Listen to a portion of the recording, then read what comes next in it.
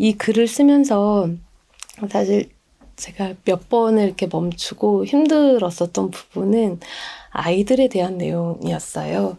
제 그 책에 소개된 아이였는데, 그때 그 아이가 초등학교 5학년 정도 됐던 것 같아요. 그 아이를 상담하러 갔었던 게 아니었어요. 그 학교에 그냥 기본적인 그 예방 교육을 하려고 제가 이제 갔었던 거였고, 뭐 요즘에 학교에서 그 아이들의 그 정신 건강을 뭐 ADHD 같은 이런 것들을 그냥 조기 선별하기 위해서 그냥 아주 보편적인 어떤 그런 것들을 하고 있는데 그런 과정으로 갔었던 거였어요. 그리고 이제 제가 서류를 정리하고 이렇게 하고 있는데 한 애가 그냥 옆에서 이렇게 제 옆에 있었어요. 그러더니 근데 선생님 하면서 물어보는 거예요.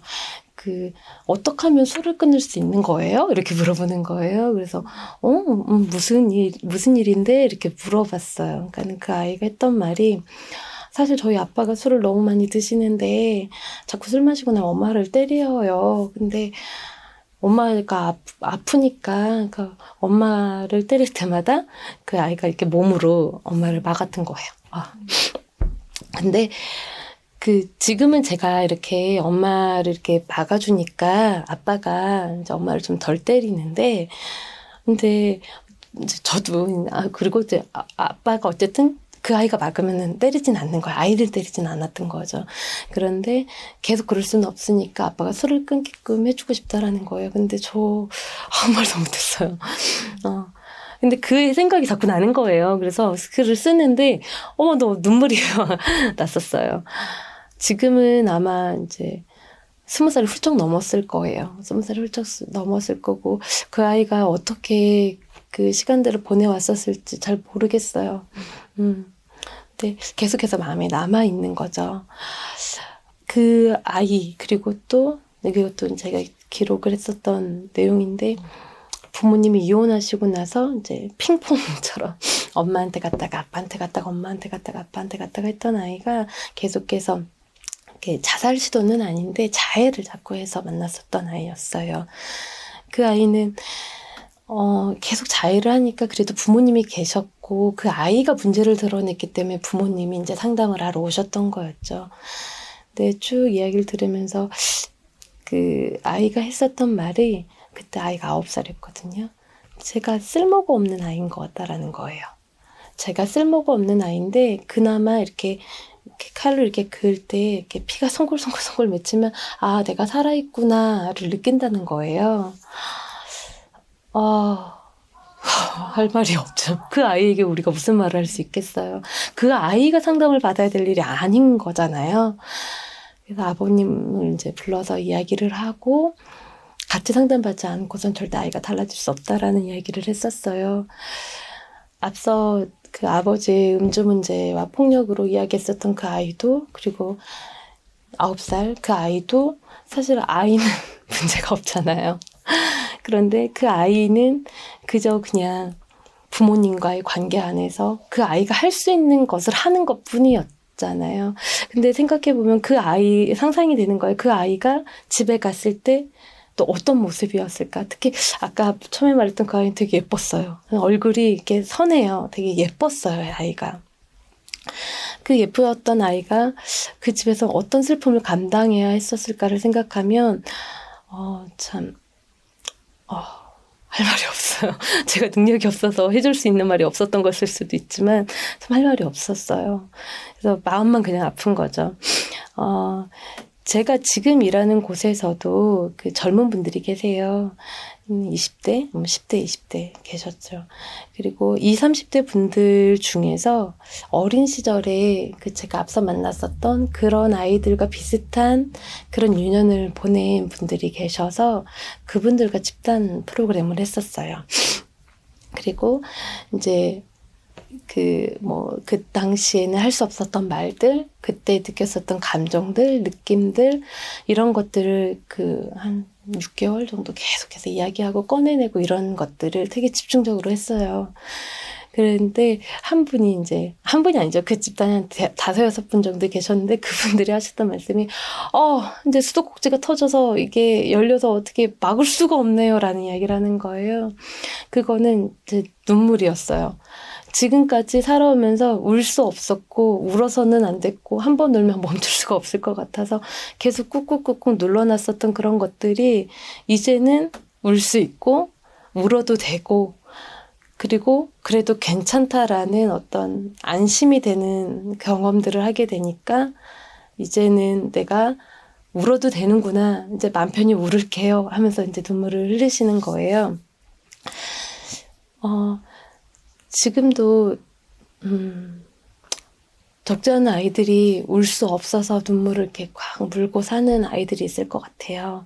만약에 나도 그런 비슷한 경험을 했다라고 한다면 그것에 대는 여기서 끊자라는 정말 용기 있는 결심을 하셨으면 좋겠어요. 그래서 나의 이 아픔은 일단 열심히 잘 치유하고 그리고 이것이 이어지지 않게끔 일단 내가 안 하면 이 사회에서 그런 일을 하나 줄어드는 거잖아요. 그러셨으면 좋겠고 또 부모가 되고자 하시는 분이라고 하신다면 정말 힘들지만 최소한 아이가 핑퐁 게임에 왔다 갔다 하는 정말 그래서 부모님의 그 핑퐁 게임으로 내가 쓸모없는 존재라고 느껴지지는 않게끔만 해주시면 어떨까. 완벽하고 좋은 부모를 기대하는 게 전혀 아니에요. 저도 부모지만 저도 못해요. 다만 그냥 보통의 그냥 아이가 난 쓸모없는 존재야 라는 생각만 하지 않게끔만 해주실 수 있다라고 한다면 좋지 않을까. 이렇게 어떤 생과사 그리고 다양한 삶의 이야기 그 안에서 경험한 어떤 생각과 마음에 남는 울림 이런 것들을 좀 기록을 하게 됐어요. 그리고 이런 것들을 기록하면서 우리가 서로 다른 모습으로 같은 시간대를 살아가고 있잖아요. 그래서 이 시간을 서로 다른 모습으로 우리가 살아가고 있다라는 이런 일상들을 공유해보고 싶어서 이제 고통의 쓸모라는 책을 쓰게 되었습니다.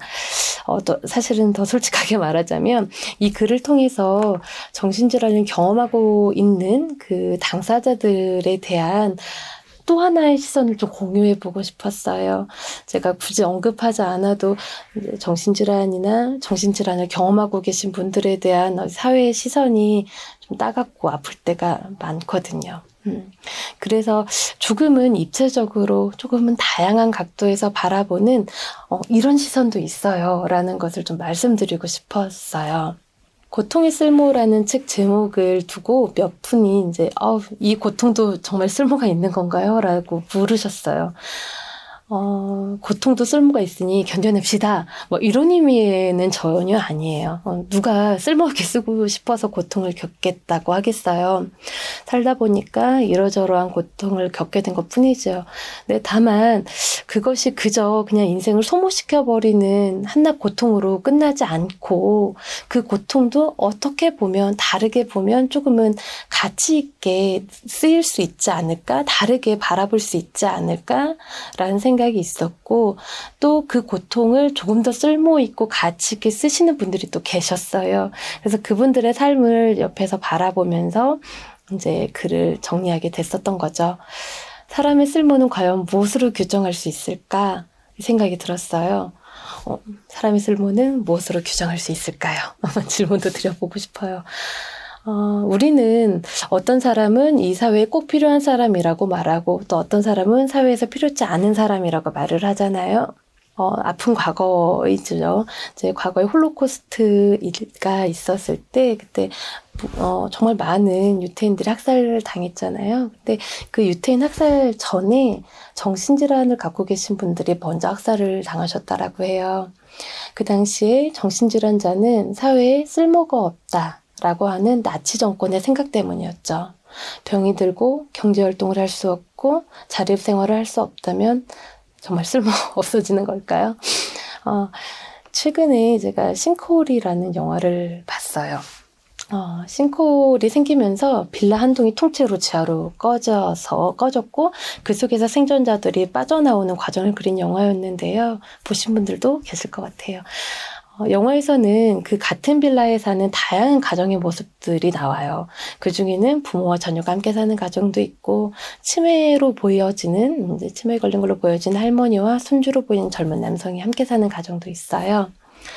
싱크홀로 내려앉은 건물 속에서 한 남자가 이제 아들을 찾아다니는 장면이 있는데요. 어렵게 아들을 찾은 곳이 그 할머니가 살던 집이었어요.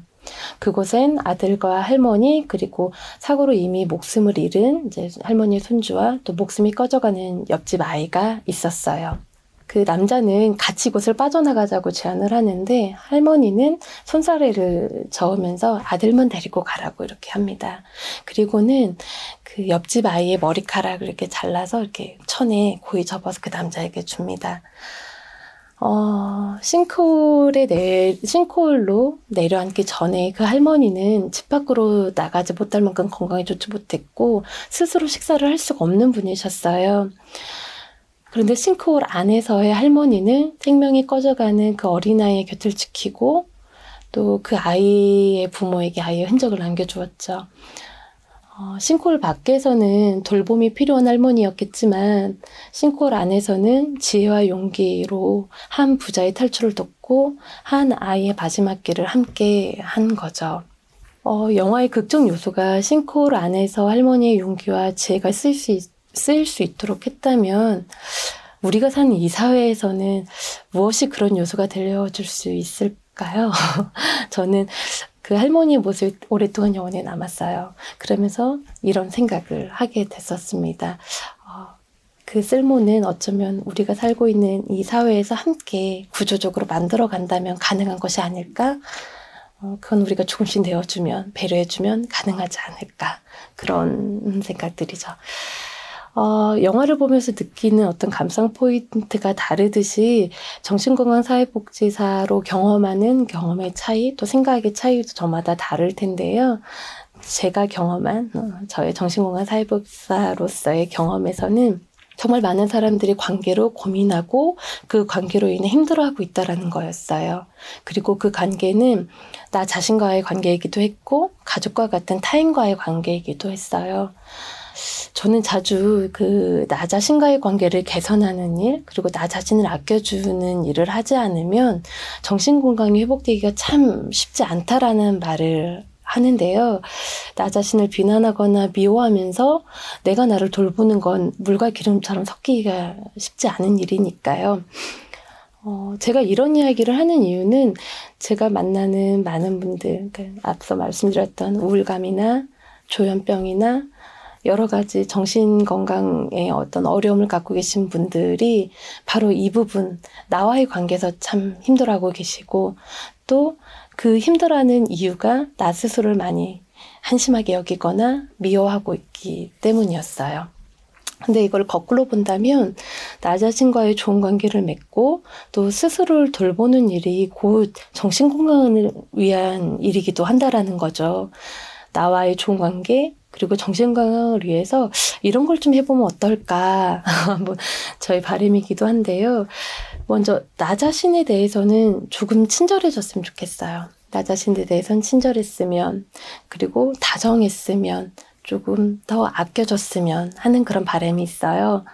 한 번은 제가 여행길에 비행기를 탔었는데 제 대각선 앞쪽에 계신 분의 외투가 이렇게 의자에 아슬아슬 걸려있던 이제 기내복도로 떨어지는 거예요. 근데 비행기 승무원은 상당히 친절하잖아요. 그 옷을 잘 털어서 정말 예쁘게 잘 접어서 그분께 이렇게 정중하게 드렸어요. 근데 그분이 그 옷을 받으시더니 이렇게 가방으로 이렇게 쑤셔서 이렇게 넣으시는 거예요. 옷의 주인은 그분이신데 제가 아주 단편적으로 본 그 장면에서 그 옷을 더 소중하게 여겼던 건 그 승무원이셨어요. 어쩌면 우리가 익숙하거나 내 것이라고 생각하는 그런 것들에 이렇게 조금은 더 내 거니까 더 함부로 대해도 된다라고 생각했던 것은 아니었는지 좀 생각을 하게 된 거죠. 해보게 됐던 거죠. 돌아보면 우리가 남에게는 조금 더 관대하게 넘겼던 어떤 실수들도 유독 나 자신에게는 좀 가혹하게 질책하기도 하거든요. 그래서 두고두고 잊혀지지 않는 어떤 후회스러운 일들이나 때로는 이제 한참 지났는데 계속 낯뜨거울 만큼 민망스러운 때로는 수치스럽게 여겨지는 일들에 대해서도 정말 어렵겠지만 그럴 수도 있지. 그때 난 그럴 수밖에 없었지 하면서 조금 더 이해해주고 위로해주고 조금은 다정하게 나에게 좀 위로의 말을 좀 해주면 어떨까라는 생각을 하게 됐습니다. 그리고 상대에 대해서는 조금만 더 인정해줬으면, 그리고 질문을 해줬으면, 기다려줬으면 하는 바람이 있는데요. 서로 다른 생각을 할 수도 있고 또 입장이 다를 수도 있다는 것을 인정해 주는 것이죠. 아무리 내 생각이 옳고 내가 조금 더 경험이 풍부하다고 할지라도 말이죠. 질문을 해주는 것도 상당히 좋은 것 같아요. 최소한 표정이나 눈치로 지레짐작해서 생겨나는 오해는 막을 수가 있으니까요.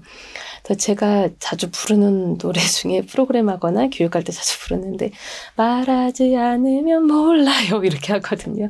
말하지 않으면 모르고 상대가 말하지 않은 것을 알아차린 것이 정말 그 상대가 원하는 것이었을지는 사실 모르는 일이거든요. 그래서 눈빛만으로는 잘 정확하게 알 수 없다라는 거죠. 그래서 우리는 말을 하고 또 듣고 또 그에게 무슨 사연이 있는지를 이렇게 궁금해해 주는 것, 그것이 필요하다라는 생각을 합니다. 그리고 원하는 답을 듣기까지, 내가 궁금해서 얻고자 하는 답을 듣기까지 시간이 걸릴 수도 있고요. 또 상대의 결정이나 행동이 내가 원하는 어떤 속도와 다를 수도 있죠. 그럴 때는 조금 더 기다려주면 좋겠다라는 생각을 합니다.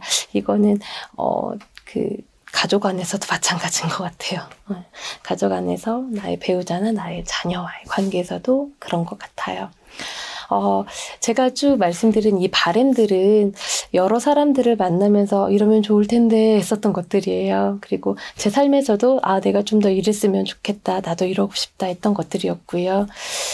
나에게 조금 더 친절하고 부드럽게 나의 마음의 결을 좀 다듬어 가면서 내 마음을 보살피는 데 관심을 좀 더 기울여보면 어떨까 합니다.